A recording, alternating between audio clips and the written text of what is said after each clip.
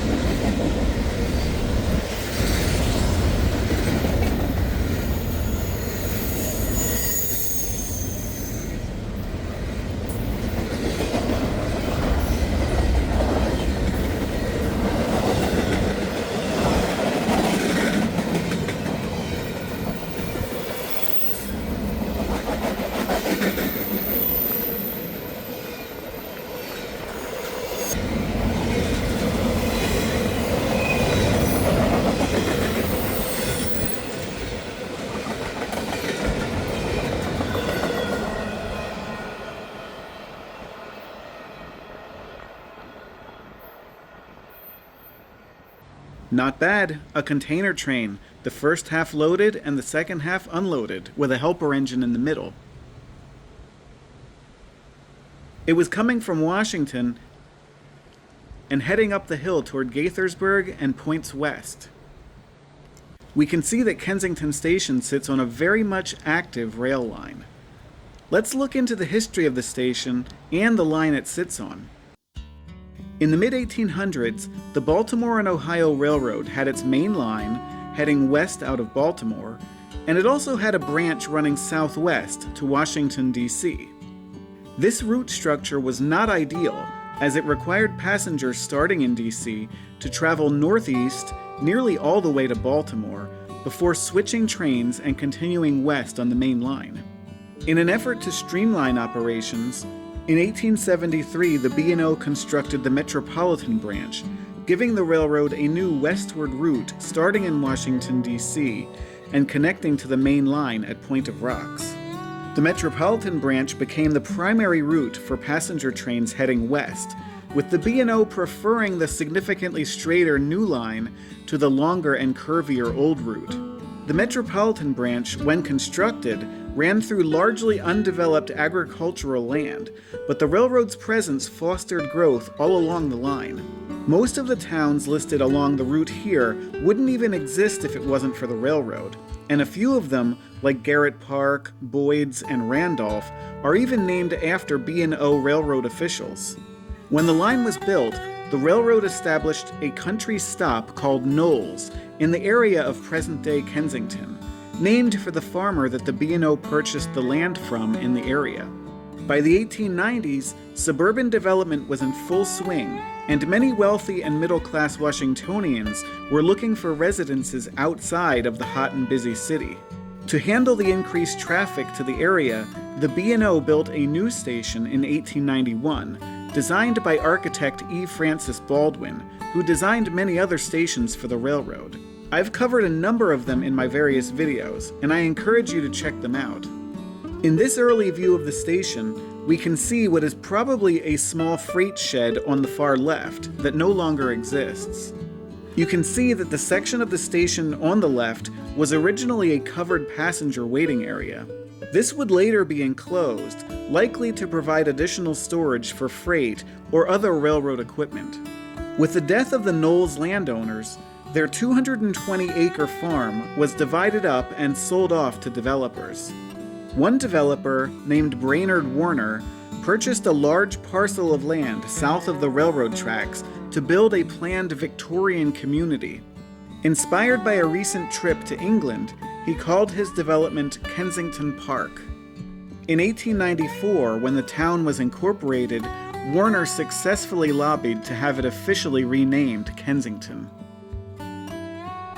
Much of Kensington Park, as originally planned out by Warner, remains unchanged, and it is actually a historically preserved zone since 1980.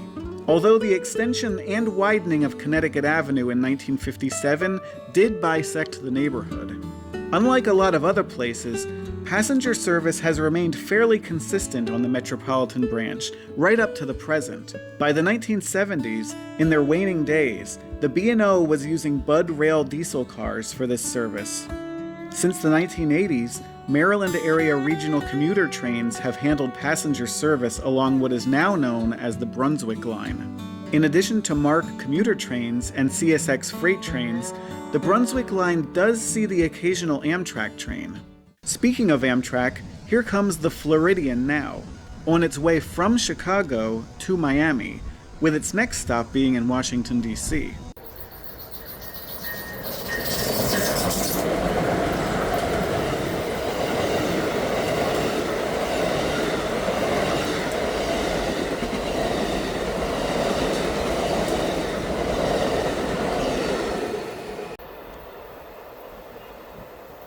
With all this talk about the station, let's go check it out. From across the tracks, we can see the enclosed area on the left that used to be the covered passenger platform. Before that platform was enclosed, the station building was fairly symmetric around the ticketing window in the middle, much like the Gaithersburg station a little bit further up the tracks. Also, let's not forget to take note of the construction date on the roof, written in the stylized lettering of the time. Unlike some of the other stations I've been to lately, we can actually go in this one, at least on the one side.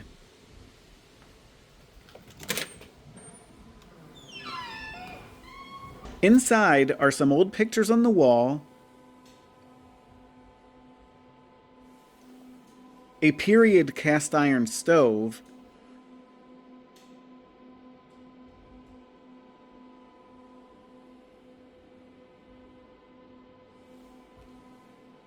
some benches,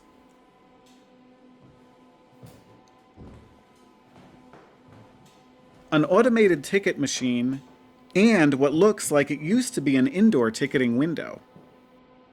Back outside again, we see the original ticketing window. Take a look at the difference in these roof supports and how they connect to the station structure between the original part of the station and the addition. Also, this freight house style door in the enclosed area is a big hint toward the function of this added square footage.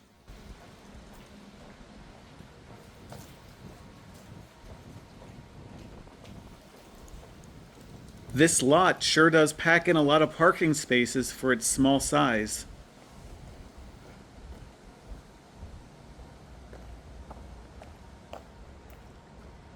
It's interesting that there's another such freight door on the other side. Notice the overhanging roof does not cover this whole side. That chimney's positioning hints at another stove or fireplace in the central portion of the station. The station does seem to be air-conditioned on both sides, leading me to wonder what the current purpose of the other side of the station actually is.